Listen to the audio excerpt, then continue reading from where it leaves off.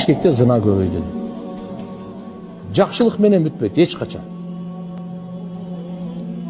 Пайгамбарыбыз айткан, пайгамбарыбыздын сөзүнө таянып туруп айтам, ант менен айтам, мечитте туруп, жакшылык менен бүтпөйт ушуларчы. Ушунча гостиницалар көбөйдү дейт. Ушундай көбөйдү, аялы үйүндө, күйөөсү иште, түштө деле, ойлойт аны түндөсү деп. Күндүзү деле зына болуп отур дейт. Же болбосо күйөөсү дагы башка жумушта, аялы башка жерде иштейт, ошол жерде чогуу иштеген бирөөсү менен дагы ушуна сүйлөшүп алган, тияк кетти, күндүзү эле зына. Туугандар, имандан ажырайсыңар, Кудай сактасын, баарыбызды сактасын, үй бүлөбүз, бала чакабыз, туугандарыбыз сактасын. Зынадан коркойлу.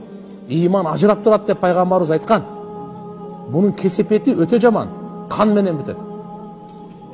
Kan менен бүтөт. Kan төгүү көбөйөт деген пайгамбарыбыз айткан. Урпак бузулат.